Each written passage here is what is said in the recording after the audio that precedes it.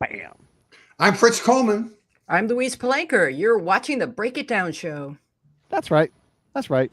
We're here on the Break It Down show with a couple of fantastic people. Many of you would know Fritz if you're from Southern California because for decades, he was the weather guy. Don't rub it in. Huh? Don't rub it in. You don't have to point out how old I am right off the bat. Well, look, I wrote this in the notes because it's funny to be funny, but you had the job of saying 72 and sunny today, a little hotter in the desert, a little cooler in the mountains. Yeah. But yeah, I appreciate you doing it. And then Weezy has her own credentials too, as well in the show business, and is fantastically successful. How did you two decide? You know what we need to do? We need to start ourselves a podcast. We didn't want to be the only two without a podcast. Yeah. All right, but let's. But you need a real answer. Okay, I'll let Fritz tell it. Okay, well, we've been friends for years. Weezy produced two of my one-person shows, and we've always been close friends and always had similar interests in movies, in books, in the current zeitgeist, in culture. We just always were on the same page with that. And when I was doing the weather, I was under contract with NBC, and I wasn't allowed to do outside projects. But when I retired, Weezy had the idea that maybe we could just turn our friendly conversations into a podcast. She had lots of experience in the podcasting world, and I said that sounds great. So we've been doing it for almost 2 years. We've got 100 episodes, and we just love doing it. We talk to everybody from stars of the past or current stars to one-time music hit makers. We talk to politicians like Adam Schiff. We talk to writers of political books like Ira Shapiro. We cover the gamut. Anything that stirs our interest, we talk about on the Media Path podcast. I dig it. You guys are folks after my own heart. The Break It Down show has a wide and vast array of guests, right? Mm-hmm. Like in our case, I've been doing this for a while. Weezy's been in this for the game for a long. This is like what, your fifth podcast? Is that right, Weezy? This is my fifth podcast, and I come to the podcast space from radio, from syndicated radio. So I've really been in radio most of my adult life, and this is where, forgive my voice, I have COVID. It's been going around. I don't know if you heard of it. But yeah, this is where, this is kind of the streaming media of radio. You can queue up what you'd like to listen to rather than whatever happens to be on. And so podcasts have always just keenly interested me. You guys should look up Weezy, especially on the Media Path website. Look down below over there. Oh, no, over here. Right. Hang on. I know how to fix this. Right down below my face. Right. Media Path Podcast. Here's the show page. Thank you so much. Yeah, that's where you guys gotta check it out. I didn't make a big deal about it before, so I don't know how much Weezy want to talk about it. But since you're talking, let's introduce this thing. You're a radio exec. You were in the radio business. You sold your company. This is about as successful as you can be in that industry. Here's my question, though, because all that's great, and congratulations and good job. Why was radio so bad at understanding what and continue to be so bad at understanding what podcasts are? They were just like, how do you, and they treated podcasts like radio, but they're different. They're akin, there may be overlap, but they're not the same thing. Why did it take radio so long to get it?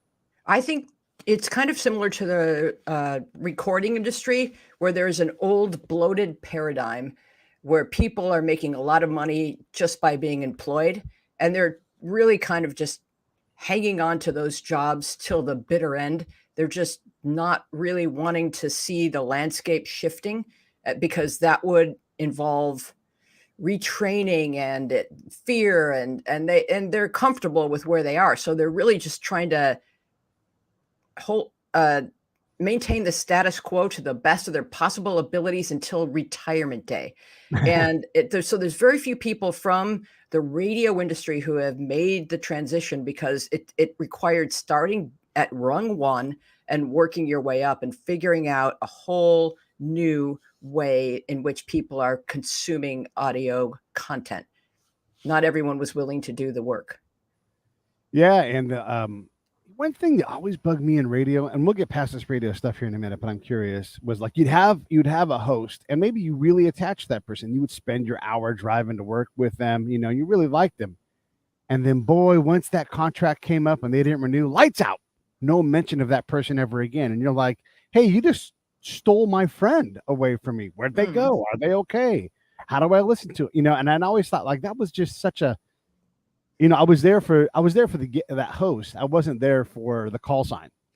And that was a weird thing about radio. Now you can really become like I don't call my fans my fans. I call them my friends because a lot of them are my friends. Yeah, and it becomes a community. Yeah, and I love seeing them and hanging out with them, and nobody's going to lights out take me away from them because of some, I don't know, ratings decision, some disagreement on what I'm worth, whatever. I get to just be their friend and take them on these journeys, and then they get to reach out to me, and it's wonderful. They do that in television too. That used to really bug me. If somebody left, they would say, now don't mention that, you know, so-and-so has disappeared into the middle distance. Right. Because they think the audience is stupid and won't notice their absence. And it's so dishonest and it's so wrong. So I agree with what you're saying about radio, but they also do it in television too. It's as if they feel so much guilt at having let this person go. They don't want anybody to bring it up. They just don't explain the new Darren. Yeah. He's just suddenly a different dude. All right. So that's just something that happens. You know, your show gets canceled. They don't really want to have to explain it. But in podcast land or in this kind of YouTube age, we get to decide how long we want to have this conversation with our fan community. And I know you guys both will appreciate this. You get more than 7 minutes. Heck, we've almost been going 7 minutes right now, and we're just getting to know each other, you know. And I love this thing about the show. And look, I used to be a spy, right? And so I've learned how to master asking questions. And what I don't want to do, I don't want to ask the question everybody's asked Fritz, what's it like to do the weather on TV in LA? You know, that's okay. No, but I mean, I don't want to ask you a question you've been asked 1,000 times before. I want to dive deeper into who you guys are and get to know ask them a spy question. Please. Yeah, and then I want you to hit the ball back to me and ask me questions because this is the beauty. He has spy secrets. Go ahead, ask him. He was in the Navy. Fritz, tell me about your spy secrets. Well, I had to have a Category 1 security clearance because I was on an aircraft carrier, and they had to do a complete FBI check on me to make sure that I wasn't like a double agent for Uzbekistan or something. And so that's all. That's my only spy thing. And listen, I did morning clouds and fog, hazy afternoon sun every day for 40 years. There was very little covert dealing with that or any secret information. Nothing the FBI would show up at my estate at Mar-a-Lago to find out later in my life. The funny thing about the weather, even in the military, there's a weatherman, and they actually out there, you know, someone's lifting a balloon, we're analyzing things, and the commanders are like, they just have these unique questions, you know, about like moonrise or what technically is haze, you know, and like you're like, the weatherman's like, oh shit, you asked me a question. All right, well, sort of haze is, you know, and then they would explain it. You're conflating two careers. Okay. The person you're describing is an actual meteorologist that knows something about the weather. Right. I was hired as a BS artist. I was hired from the Comedy Store. I was, because my boss saw me on stage there, and this was 40 years ago in an era when there wasn't climate change and people weren't taking weather seriously. And my job as a weatherman was simply to be the palate cleanser between the tragedy and the sports.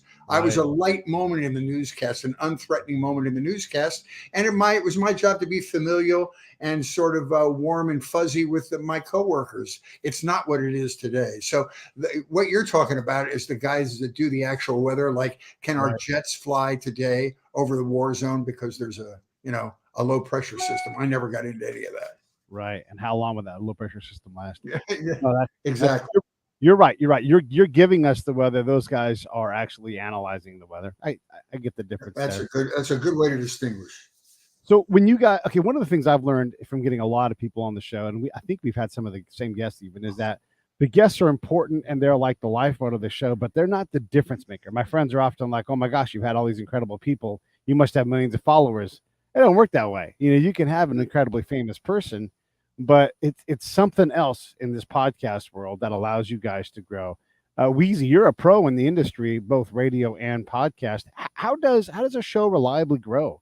What do they do, you know, to get, look, discoverability is everything in this business. Right. I mean, just because everyone can have a show doesn't mean that everyone should have a show. And so it's hard to be heard above the crowd. I mean, I think what's important is consistency, you know, when you publish, that anyone knows if they click on any of them, they're going to hear something highly listenable, and then just being present and being consistent and having a good rapport with your guests. I think for Fritz and I, the way that we like to stand out is we do our research, as you have done, Pete, to learn more about us.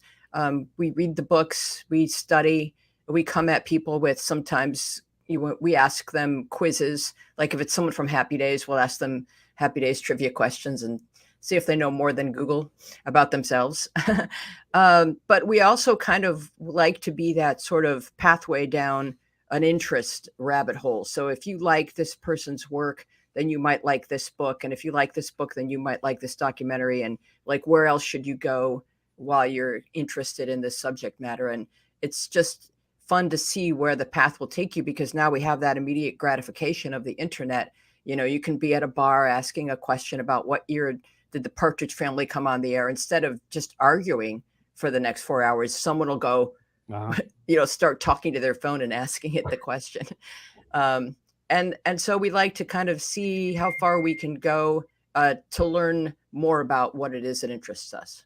Yeah. And I'll add something to that. Everything she said is just right on, but I'll add something to that, because this has happened to us recently, and I'm sure it's happened to you, Pete. I'd love to get, you know, there are various models that we have. We put, you know, various sort of templates that we put actors in.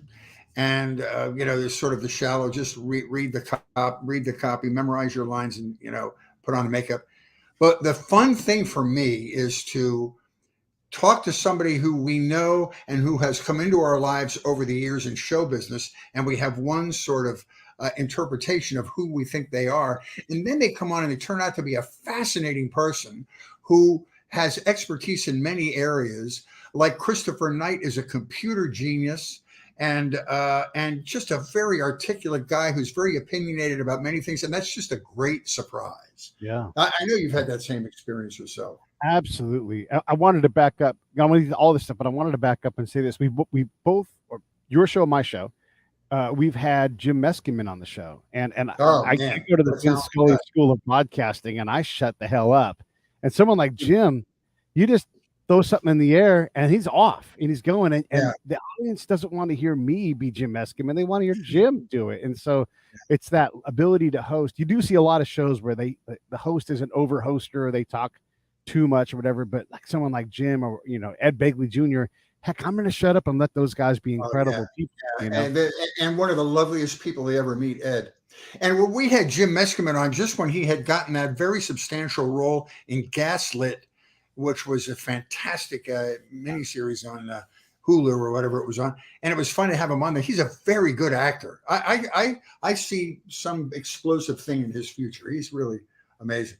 And we had his mom on and read her book, Marion Ross, the great Marion Ross. And so they're a very talented family. She was a delight. Yeah, I'm looking forward to having Marion on the show too. I've been kind of waiting for COVID to clear out enough so that we all can be, you know, safe and everything, and you know, schedules and everything else. But there is another aspect of this where you can take folks who are older, and you can put the microphone in front of them and let them be the amazing people that they are. And, you know, whether it's Marion or I worked on Vince Scully for a while. I didn't quite get there, but you can work on these people, and they're glad to oblige. Like, someone knocked on my door and asked me to be me. Oh, yes. And so I've had people in their 90s and their 80s, and they're just incredible people full of stories. And like you were saying earlier, Fritz, they're not bound to one thing. So we had Andy Summers from the Police on the show. You know what we didn't ask him? We didn't say, when are the Police getting back together? We said, where are you at right now? He's an artist. He's an artist. Like, who's in front of you? You know, who's in? He's like, no, I am the inspiration. It's my job to go way out in front of people where they'd be uncomfortable and show them what's here. And then they do art within that space. Incredible answer. But you have to let Andy be Andy the artist, not Andy the keyboardist / guitar player from a band called The Police. And an adjunct to exactly what you're saying, I agree with you, is I love really famous, talented people who are comfortable in their own skin. And they don't have to come in there with a chip on their shoulder and prove how smart or talented they are on your podcast. They just will have a conversation with you, and it's very comfortable and fun and surprising. Yeah. One of the questions people ask me all the time is, who is your favorite guest? And gosh, 1,300, 1,400, I don't know where I'm at episodes later. I can't tell you, but I can tell you the kind of favorite type of guests and guests that inspire me, that push me out of my comfort zone. Those are my favorite guests. What would you guys say when you hear some? Is it a name that you get excited for? Do you do a little digger deeping? What is an exciting guest for you guys going in and then going out on the other? Well, I'd like to help you out a little bit with this question. Your favorite guest is us, and our favorite guest is Henry Winkler, because it just always will be. There's not going to be anyone better, and so other people can be our second favorite. We love talking about politics, and we're both kind of like history nuts. So we love talking to people who have written books that intrigue us and made documentaries. So we kind of get excited about the nerdier things. I mean, we certainly love the celebrities, and anybody that was a child star when we were kids is just like manna. We were just obsessed with learning how they are, because anyone that grew up watching certain child stars, no matter what age group, your number one question is like, are they okay? And it's just like comforting, to talk to them and find out that they're not all okay, but like when they are, it really feels good. We had Zach Ward on the show, and he had this incredible story. For people who don't know, Zach Ward was Scott Farkas in The Christmas Story. So when he came in for the role, they cast it without really seeing him. They knew they were comfortable with what he was going to do, and they realized physically he was way taller than the Toady kid, and so they had to swap their lines because physically it wouldn't work, right? And here's what happened though: Zach's contract had some protection in terms of likeness rights for any kind of dolls that were created. Oh man! And no one else realized it, and so they made a bunch of Scott Farkas dolls. And he's like, hold on a second, I got to get paid for this. But you like these crazy stories that come out of these folks. Oh, I love that kind of stuff. Yeah. Yeah. No. Early show business lure. I love that. Yeah. So one of the things too, and you were talking earlier, Weezy, about the talking into your phone and saying, when did the Partridge Family start? I also love the fact that someone's like, oh man, I love this book, blah, blah, blah, blah, blah. And I'm like, oh, I'll go get the author on my show. Because I know now, like pretty much if I say I can get someone, I've got a sense for it. And so then I'll get that. And then I go to my friend, I'm like, hey, do you want to be on the show with this author you were just talking about? And they're like gobsmacked. Cool. Oh, and so, so they'll co-host with me and they'll read the book and they dive in. And again, this is Vin Scully style. I just step back and I'll just run the show and let this person have this amazing conversation on my show with this author. And it's just this incredible moments where, it doesn't have to just be me. I can share the mic and get even more out of it. Yeah, that's a gift. That's a great idea. Yeah. What have you guys discovered, though? This is more about your guys' show. I'm going to let Fritz take this one. I've been on vacation for 3 weeks, and I currently have COVID. So not exactly thinking great. You're doing great. So the question was, what have we discovered as to what, Pete? Well, just, through doing this show, right, you have an idea of what it's going to be. You two have great conversations. You want to share that with the world and bring in a guest. Okay. But now it's become something else because you've done it for 2 years and you've got a better sense of who you are. That's probably still the root, but what have you discovered about yourselves, about the show? What are the gifts that you've discovered along the way that you could have anticipated? Well, I've never worked with somebody before. I was alone as a weatherman. I'm a stand-up comic, and you're alone on stage, and you're responsible for everything that comes out in your show. And so you have to learn to strike a balance on the show and know when to insert yourself in the conversation and know when to allow the other person to show their strengths. And fortunately, Weezy's easy to get used to with that. Plus, we've known one another for so long. But it really it's a cooperative thing, and it takes a minute to do it so the audience doesn't find it bumpy or irritating to listen to. Right. And also, all conversations basically are happening over Zoom as you're learning. And there's a different flow. You don't get to have that like funny quip interjection. You have to kind of lay back so that you're not cutting each other off. And so the conversation is not as fluid as it might be if you were all present together in studio. But Fritz and I definitely are present together, and we have like sign language for each other regarding who has an next question that they'd like to offer. And we definitely have more fun, quite honestly, when there's somebody in the studio with us, because then the repartee gets crackly and you can have a lot of fun. This is true. My preference is to be face-to-face. Logistically, not possible, but if at all possible, I want to, in a safe way, I want to get together in front of people and have that moment, because there is that spark of brilliance. One of the things too about podcasting is because we do use the cloud and wireless and everything. Some days are just not going to be your day. Technology is not going to be your friend for whatever reason. The guest may like, I've got to update my computer. It's going to take me 10 minutes. In my case, we're live, right? And so it gets to be a little hectic. Maybe there's a storm and the wireless is just not behaving because of the weather. These things are out of your control. Weezy, you're a pro. You're a pro's pro from radio, where everything is controllable to some extent. A lot looser in podcasting. How does that sit with you? It's tricky. Like, we do have a tech guy in studio for us at Premier. The Premier Radio is the company that I founded with my partners. We always had tech guys who they sweated a lot more than I did if something went down, because it was their job to fix things that were broken. Of course they would say, did you try restarting it, or did you kick it? That was the first. Yeah. But at the end of the day, that was their job to repair it or to find someone who could repair it. And I was like the content creator. So, but Weezy sweats it out more than the rest of us do. And I'll tell you why. We're also a YouTube podcast, which requires a lot of post-production. And she does all the editing and the inserting of video and pictures and the ancillary stuff that makes it a visual presentation as well, which honestly is more labor intensive than just having a conversation on Zoom. So she does a lot more work than I do. I just marvel at what she's able to pull off every week. Right. Well, it's like making a little movie once a week. So it's pretty intense, but I love editing, so I enjoy it. But when folks hire me, basically the main thing I do for a living is I advise on people's podcasts, right? When they're like, well, how much time do I need to allocate for a show? And I'm like, oh yeah, that's easy. It's about 10 to 1, 10 hours for 1 hour a show. And they're like, what? I'm like, hey, I know you want it to be 1 hour of sitting down doing this. And maybe one day you'll build up to that and you'll hire people. It's still going to be, there's 10 hours there somewhere that you've got to deal with. And it blows their minds. And it's like, look, first off, you have to be in the right mindset just to sit down. If that takes you 15 minutes on the front and 15 minutes to come down, there's a half hour and you've not done anything except for have a show, So, and that's just for an audio only show, correct? Yeah. What is your background, Pete? You have a radio background, obviously. I have a TV radio degree from college way back when, but I didn't use it. Primarily, I was a spy. That was the main thing. They're similar jobs. Yeah, we need to hear more about the spy thing. Yeah, you mean like an honest to God spy, like spy versus spy? Yeah, like exactly. Scotland Yard type stuff.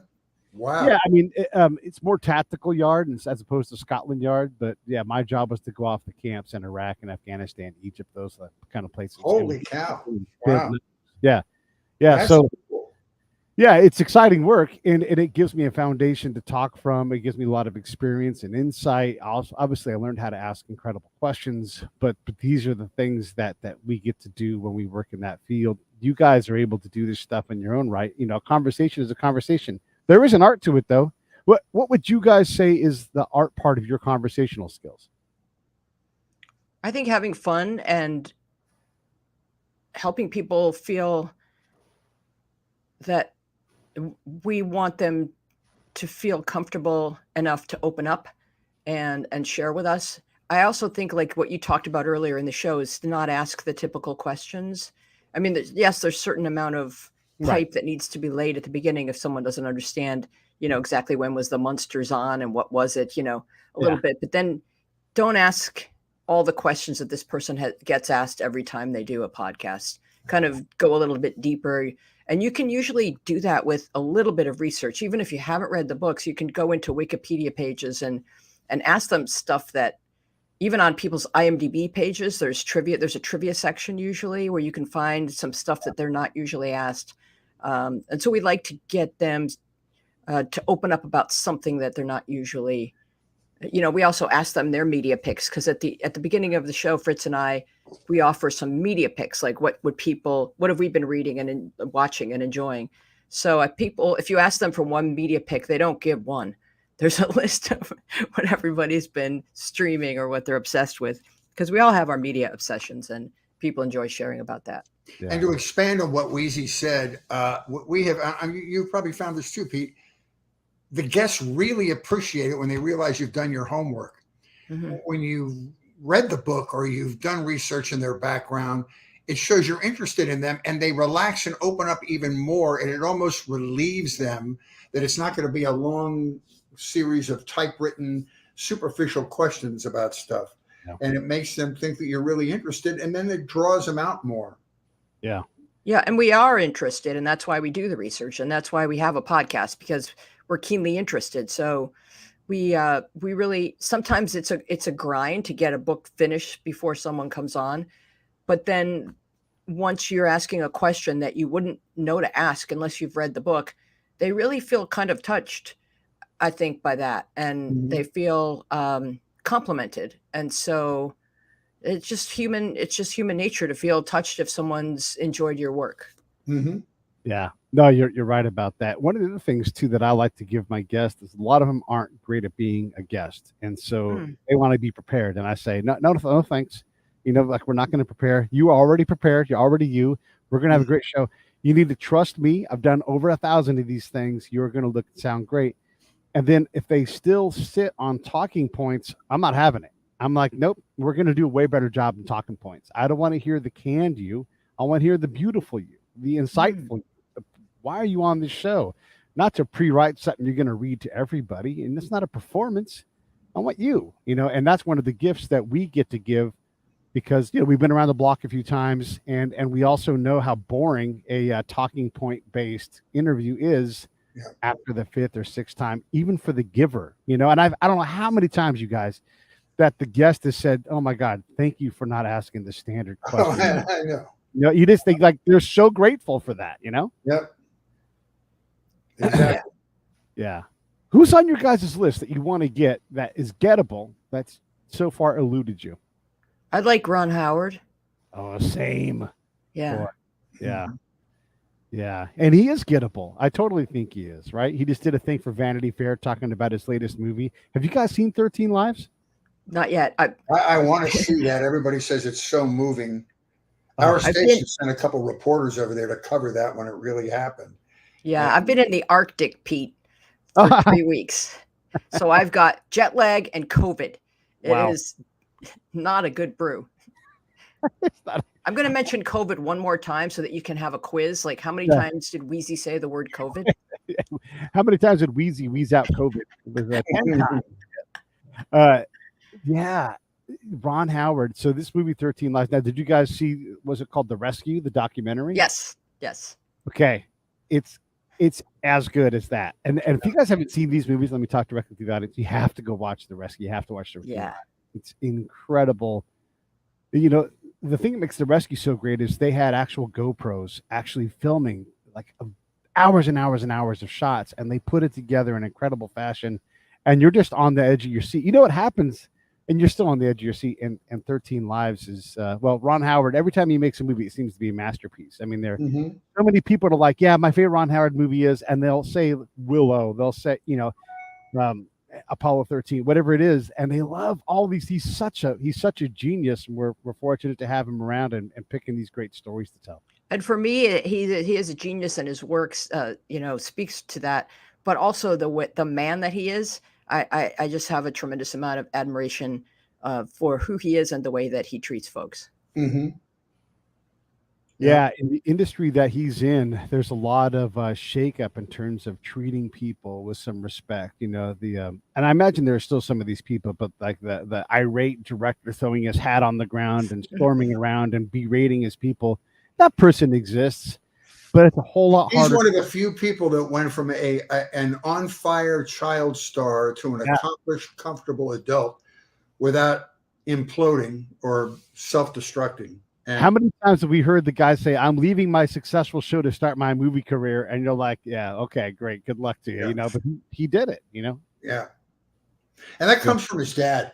I live in Toluca Lake, and his father lived in Toluca Lake, and his dad used to go to a very tiny, very pedestrian restaurant on Riverside Drive called Patty's and sit at the end of the counter, and he would talk to everybody, and you could just tell that Ron got his feet on the ground from his father's attitude about everybody else, and learned so much. And if you're interested in the childhood of Ron and Clint, they had written a book called The Boys, which I'm sure you're aware of, Pete. So it's actually on my list of things that I want to get through. And big shout out to Patty's. I've recorded shows there. I love it. I love going there. And by the way, Fritz, I'm in Toluca Lake a couple times a year. I bet that by the person I go and see, he's notable in his own right. But I go to Toluca Lake fairly regularly for a family thing. And I don't know if you know this or not, but I've been the honorary mayor of Toluca Lake for 26 years. Oh, is that right? Yes. Oh, no kidding. Yeah. It's the least important political position in the United States. I can't even get a parking ticket fixed. Right. But I'll show you around anytime. Yeah, I consistently vote against him, but he, doesn't work. He's hanging in there. Yeah. Hanging in there. Hey, so everybody, we're talking with Weezy and Fritz. They have a fantastic podcast. Let me put the link up here for this thing. It's called the Media Path Podcast. That's the main page. Go to wherever you listen to these things, whether it's YouTube or whatever. Just go listen to it and check out Media Path. They have fantastic guests, 100 shows plus. And look, these guys know what they're doing. When you guys think about the kind of guests you want to get, the editorial decisions, right? Like, okay, we've had a bunch of child actors and we've had, a little run of this. Who pushes the other one in terms of let's get this one hit wonder or this person? How do you guys sort that out? Because look, there's too many people to interview, right? Like that's one of the reasons why I started going to 3 and 5 shows a week, because I can't say no to all these incredible people. We're kind of sticking with sort of like a woke boomer target audience, because our politics lean a little democratic, and we love bringing people the content that they always will have a warm spot for, because it was something that was meaningful to them as a child. So whether it's musicians or actors or authors from the childhood of people that tend to fall into, the boomer category, that's what we lean towards. But I'm open to, Fritz's suggestions, and he's very open to mine. Who does the actual booking? Our friend Sharon Bellio, she books Tim Conway Jr. show. And while she's on the phone with somebody, she says, "Would you also like to be on Fritz's podcast?" And usually the answer is sure. So Sharon's doing a bang up job for us. Good job, Sharon. Yeah, and it's nice not to have to book your own guests. Do you put her on targets? Like, can you get us, where Danny Trejo's doing media right now for his latest project? Go get me Danny Trejo. Do you assign her people too? Yeah, like we'll say Jim Burrows wrote a book. Get me Jim Burrows. So that's another one I'm waiting for. Jim Burrows. I would love that. Yeah. Fritz, there are so many comedians from your comedic era that are still out there, still hustling, still working. I mean, I can name a bunch of them. And being a comedian means you can be fantastically famous in your very narrow silo, but people in Kansas City don't know who you are because, it's comedians are usually regionally famous, right? Or maybe city by city. You leave that city and no one's ever heard of that person. What are your thoughts on as comedians age and they sort of are what they are going to be? What is that like for a person who goes on stage by themselves? And like, how do you not get bitter and cynical and jaded when you're like, I've been doing this for however many years, kid? Well, there's a comedian who was one of David Letterman's best friends. His name is Johnny Dark. And he used to get bit parts on David's show, and he said something so astute to me. He said, the hardest thing in show business is to learn to deal with the success of your friends. Because he had so many friends like Jay Leno and David Letterman and all of the people of that ilk, that late 70s, early 80s tsunami of comedy at the Comedy Store. Yeah. And so what you have to do is just be comfortable in your own skin and write to your strength and find whatever it is that makes you amusing and just do it for the joy of doing it. You have to settle down and say, I'm not going to be Dave Chappelle. I'm not Dave Chappelle. I'm not going to be Jay Leno. I'm going to be Fritz. I'm going to develop the parts of my comedy writing that I find the strongest. And for that hour on stage, just be happy in that moment and only be competitive with yourself. I don't know if that answers your question, but you were talking about being bitter. I'm not bitter. Now I think I'm writing as well as I've ever written. And I take the moment for whatever it is and don't say, oh man, I hope this goes well so I can become a huge star next week or get my Netflix special. That's drilling down too deep. You just need to live in the moment and do what you do and take the joy of taking people out of their heads for an hour. And, I don't do political material because for two reasons. One is very selfish. Nobody's going to do it better than Bill Maher and The Daily Show and Stephen Colbert. And second of all, the shelf life on political material is very short and it requires more time to write than I have. So I just do life observations. And the name of my show that I've been doing recently is Unassisted Living, where I talk about getting old. I talk about being a grandparent. I talk about being a parent. I talk about all the common experiences we've had with my own little twist on it. So, yeah, I love it. Weezy, what are you up to outside of the show? I like to make documentary films. I made a film about the cow sales that's on Prime, and I made a short about an artist in Santa Barbara named Margaret Singer that was in festivals before COVID hit. So I finally just put it up on YouTube, and I'll get back to that. I really love documentary filmmaking, but since I've been doing this podcast with Fritz, I've decided to really give it my all. So it's got more pre-production and post-production than my previous podcasts, and so it's kind of filling up my week pretty well.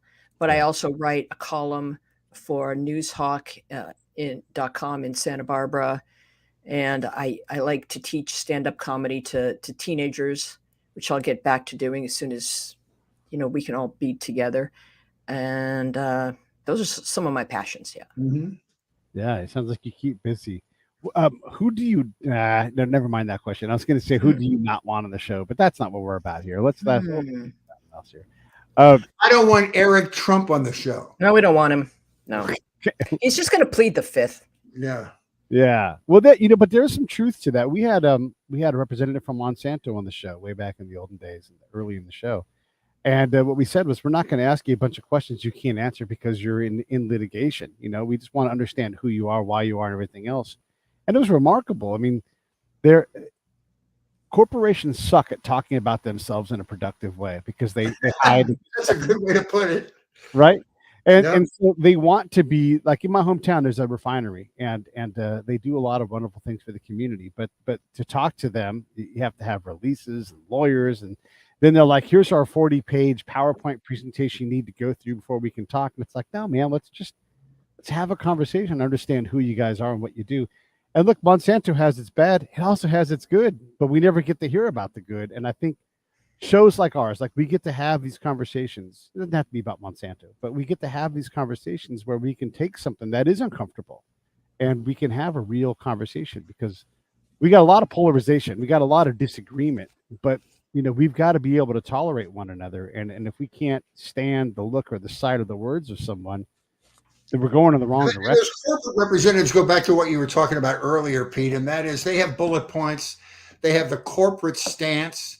They have they can't wander outside the rails on their conversations too much. And that's just boring to me, like it is to you. Yeah. Like when you worked for NBC, great job. You weren't allowed to speak freely on your own outside, in a recorded format, right? Like that sucks. You probably could have done them some good. And people have brands. My boss told me years ago, because I was the first, weatherman who was trying to be a stand-up comic at the same time. And my boss was worried about public perception about that. So he said to me, I will allow you to, because I had a contract with NBC, they owned me. I mean, they could tell me what they wanted me to do and what I couldn't do as much as they want. He said, I will allow you to go out and do your stand-up, but the minute I get a complaint about you, the either in content or in profanity or something that brings embarrassment to the station, you're done. So you can make up your own rules about that, but I'm telling you, that's the way it was. And I just stuck to those rules, and I never, they never asked me to stop doing that because I was embarrassing the television station. Right. That's it's incredible. Like you get to do it. You have this tightrope you have to walk. You've got to string the tightrope yourself, and don't you dare fall off. Yeah. And you're a comedian. Well, it was a privilege to be able to do that, because I would go out and do 2 or 3 shows a week. Even when I did the 11 o'clock news, I'd leave the 6 o'clock news, have a quick bite, go do a set at the Improv or the Comedy Store, and be back for the 11 o'clock news.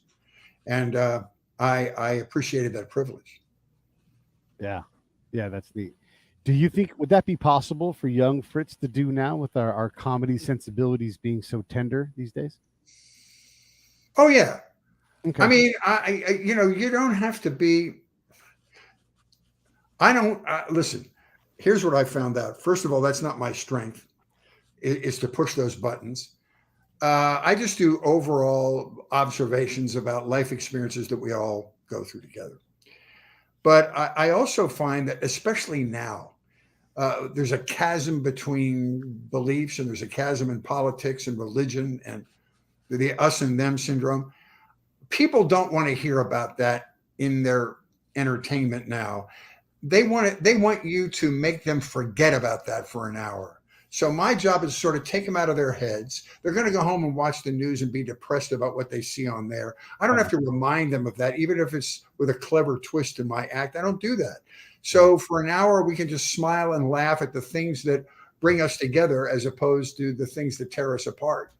And well, the tricky thing, just sorry to interrupt your thought, Fritz, if you're not finished, please finish your thought. But I was going to remind you of what Kathy Ladman told us about the cruise that she booked recently, where like any one citizen thinks that they can be the comedy police and then, veto your entire act. Like yeah. Kathy Ladman is on a cruise. One person complains about one joke and suddenly she's not booked again. So yeah. Because Fritz Coleman has the gravitas that he has, I don't think anyone's going to, and also his act is really non-offensive, but so is Kathy Ladman's. And so, yeah, I think we're living in a, that's another thing. It's the political correctness of the current era, and people are way oversensitive.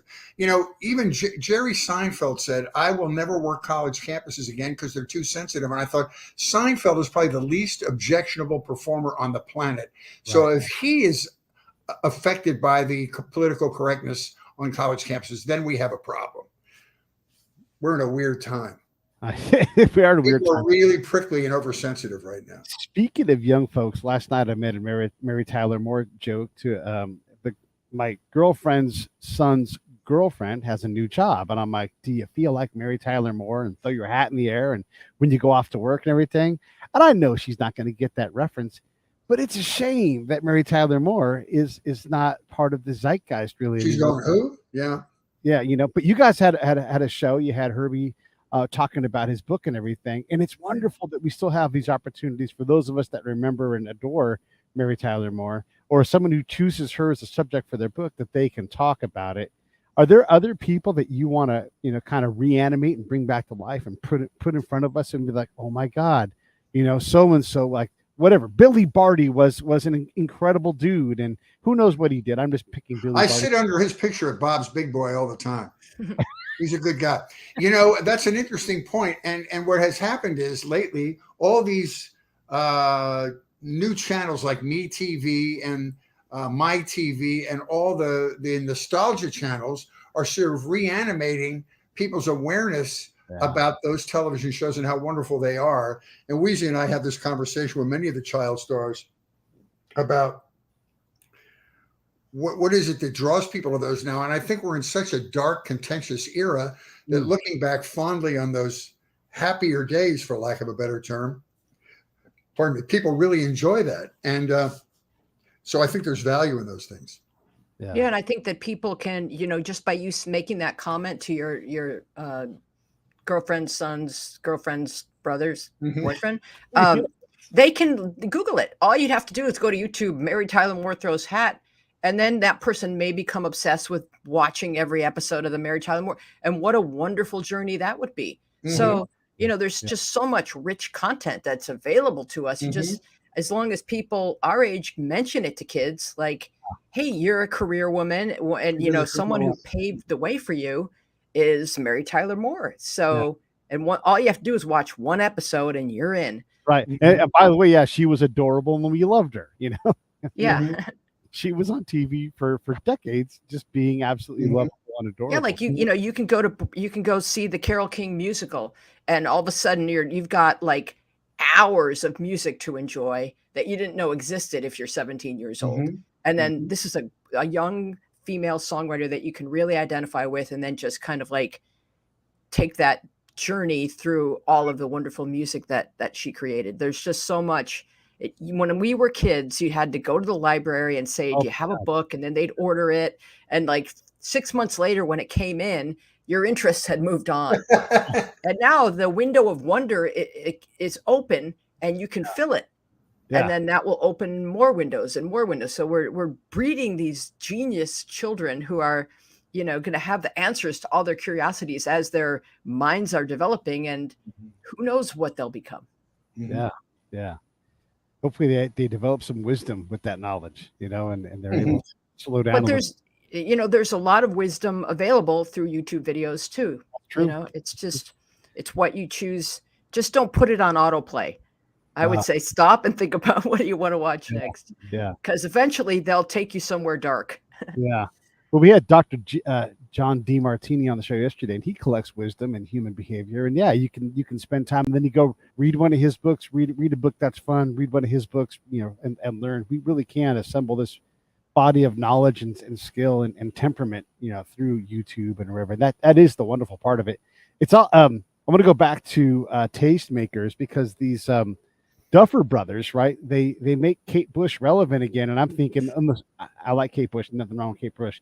Wait for people who are now finding Kate Bush realize that she was probably the 150th, 170th biggest act in the summer of 1985, and all of the incredible acts. Like, how about Tina Turner? There's a lady that deserves to be rediscovered, and all of these people that were making incredible things. Like, don't just stop at Kate Bush. Keep going. There's a lot more incredible stuff out there.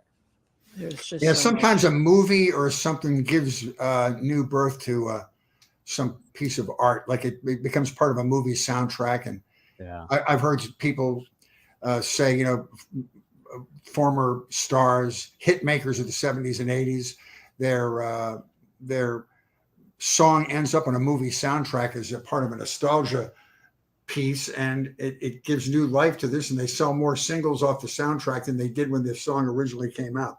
It's pretty interesting. Yeah, that's fantastic. What are some of your favorite past shows? Like some of the people that you've talked to that have opened your eyes, and something else about them. I know we kind of covered this before, but you guys have done so many shows. I want to dive back in. Do you have any favorites, Fritz? I would say Adam Schiff came on. I like the political stuff. We had Ira Shapiro that wrote a book about the Senate and Mitch McConnell. That was fascinating because it's all very current stuff that's evolving every day. I really liked the episode with Bill Mooney and Tony Dow. They both were reflecting on their experiences as child stars, and they were kind of warmly lifelong friends of one another. And Tony was a shy, gentle, genius person, and Bill had a very much more open, kind of joyful, sort of outlook on life, and they complemented each other really well. And their souls were intact. Yeah. Having survived being child stars, they were so lovely. And I'm really glad. And you might, when you go, I hope you can go back and look at Weezy's piece that she wrote about Tony Dow after he passed away. It was really well done. That's another example of people that turn out to be even lovelier human beings than they portrayed on television, which was quite nice. Yeah. And one of my recent favorites was I had stumbled upon a documentary called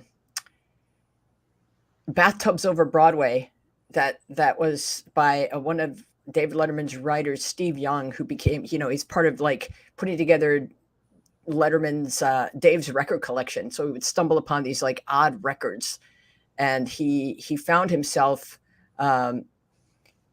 having discovered this genre of industrial musicals that were put on once or twice, and they were for all the attendees of like the plumbing convention, and they were like full scale Broadway musicals. Millions of dollars in expense. Yeah.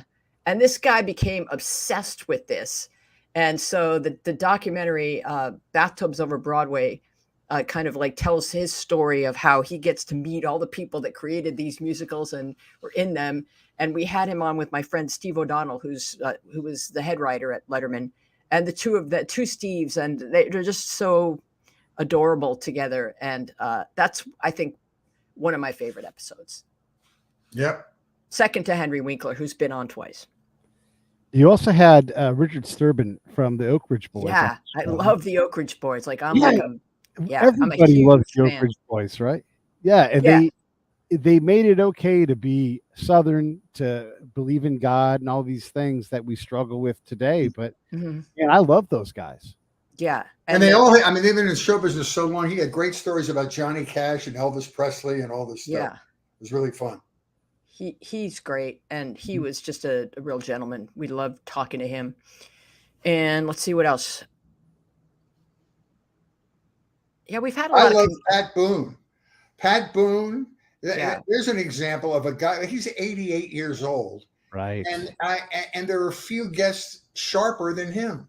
And we talked about everything. We talked about his early hits. We talked about a big topic in my life and a couple of different genres has been appropriation, because that's been a big thing. Stealing African American music culture and making it palatable to a white audience. And he got blamed for doing that with Fats Domino and Little Richard. And we talked about that. He was very honest about it. And I interviewed Little Richard toward the end of his life. And I said, what about guys like Pat Boone making your stuff just so yogurty and so passive? And he said, let me tell you something. Pat Boone gave me a career because he introduced large swaths of white America to my music, and he made me 5 times as rich as I would have been without him. So he said, I love Pat Boone. And it was such an eye-opening thing. Instead of saying, yeah, he appropriated African American music and I hate him for it, there's nothing like that. It was really wonderful. And I think one of our most amusing shows was with Peter Noon, because that guy is hilarious. Oh my God, he was so entertaining. And he can just kind of like just rip into the accent of anyone he's telling you a story about, like all these dialects. He's just a really funny guy. And he loves to perform it. I mean, these guys are on the road like 50 weeks a year doing county fairs and bad bars in Jacksonville, Florida, just because he loves entertaining people. And it makes you smile to hear him talk about it. Whereas it might be sad under other circumstances. It's not. It goes back to what I talked to before. If you just love to perform and go out there, it's not about how big the venue is. It's not about whether you're going to become a star from doing it. It's about just enjoying being in that environment. And he was awesome. We did a show with Tim Conway's daughter, Kelly Conway, who wrote a book about her dad and the story of her caring for him at the end of his life. That's just heartbreakingly gorgeous. Mm-hmm. So that's a wonderful book, and that's an episode that you should check out. Mm-hmm. Yeah. And everybody should definitely check out here. Look, here's the link for this show. Just go to Media Path, and you can see the Pat Boone episode is on there. I think Pat Boone was number 96 or something like that. Mm-hmm. These are incredible people. I think it's also amazing that we have these folks that look. Instead of rock stars dying when they're 23 or 27 years old, they've learned how to survive, and so you can still go see Smokey Robinson. Johnny Mathis still tours. I believe Anne Margaret is still out there on stage dancing and singing and everything. Debbie Harry is still performing. I mean, it's just on. The list is long. Frankie Valli works as hard now as he ever has in his whole life. That dude Unbelievable. is Willie Nelson. I mean, Susie Quattro. We had Susie Quattro on the show, and here's why I love Susie, that she couldn't quite get over the hump here in America, so she went to England, like many American bands have done. And she sold 60 million albums over there. You know, that's what made Hendrix famous. He was plateaued here, and then Chaz Chandler, that used to be with the Animals, became his manager and said, "No, we'll go to England. You'll be famous," and that turned his whole career around. That's right. That's right. And so you can have these people that we don't get here in America, but are got everywhere else. And you like, here you go. Here's this person you should see, you know, and introduce them. I love these things about the show. Anything in closing, you guys want to ask me any questions before we wrap it up? No, I want you and I, whether it's off screen or not, to talk about being a spy. Yeah. I want to know, like, what are go ahead. After you're retired from spying, yeah, how much about spying are you allowed to tell people? Or is it just always top secret other than I was a spy? Almost all of it I can talk about. Almost all of it. Yeah. Because most of what do you think of the current Brittany Griner situation where they're getting ready to trade her for this guy that was a spy for the Soviets that had a 25-year sentence? Are you in agreement with trading people off like that? It's hard. You know, I'd rather talk about Michael White, because here's a guy who has been on the show, and you'll remember this. He got snatched up in Iran. He was going to marry an Iranian girl, and they charged him with spying. And look, this guy's not anybody's spy. But he's also foolish, and he put himself in a situation in Iran where he could be arrested, and he's had some medical difficulties, and then he got COVID, and so he got out because of COVID, and nothing really had to get traded for him. It was more like, hey, we'll take this ash and trash with from you since we have COVID, and he got out. It's hard, and to get someone like Brittany Griner out, it's nothing against Brittany Griner, but if it was but because she's American, she has more value in America than somebody who's been like a double agent or something. So it seems inequitable, but it's the only way to get her out of there. Yeah, and it also seems that her celebrity and her status in terms of what's legal in America and everything, and then her stance towards America, it makes it hard for, I think, a lot of people to swallow. Look, if we can get her out, we should get her out, right? And trading a spy, whatever. It's not the greatest thing in the world, but if it's a mistake, and this is not a political statement, it will not be the first or last mistake this administration makes. They all make mistakes all the time. So if it involves getting an American out who might not otherwise be arrested here, then all right. I don't gotta like it, but I also can deal with it. And to be fair, on the other side, I would, if I was president right now, I would pardon Ed Snowden and I would pardon Julian Assange, or say, hey, listen, we're not coming after you anymore, right? They have not been convicted, so they can't be pardoned. But I'd let that stuff go, because these guys lifted the skirt on who we were and what we've been doing, and we needed to see that. And so let's get past some of these things. So ultimately, as uncomfortable as it might make me, let's get Brittany Griner out of prison. Yeah, and the irony was she played Soviet basketball and was a big promoter of Soviet basketball and brought real positive reaction to women's basketball in the Soviet, not Soviet, but in Russia. And so, she was doing the country good by being there. So the whole thing's wacky. And if not for this war and our stance against it, it would. Yeah, of course. Right? Of course. Like that plays a big, and that's not her fault. Whatever mistakes she made along the way. The fact that there's a goofy war between Ukraine and Russia. Yeah, I agree. Yeah. Weezy, anything in closing before I wrap this thing up? I just think that people should do their best every day to be kind, even to your friends that have political views that are different than yours, or let's stop sniping at each other on Facebook and Twitter, and let's just be kind. And you learn more when you're listening than when you're shouting. And we're not all going to feel the same about things, but I think we can all every day make an effort to be a little bit kinder. I love it. Yeah, let's be a little kinder. All right, stand by 1 second, you two. Hey, thanks for watching the show. I really appreciate it. Right here, you can subscribe. Please do that. It makes the show grow. Hit that notification bell so you know which incredible guest is coming up next. Down below is the PayPal link. You can put a small subscription in. That is an enormous help. All that money goes right back into the show. And then right up over here are the next episodes you should listen to.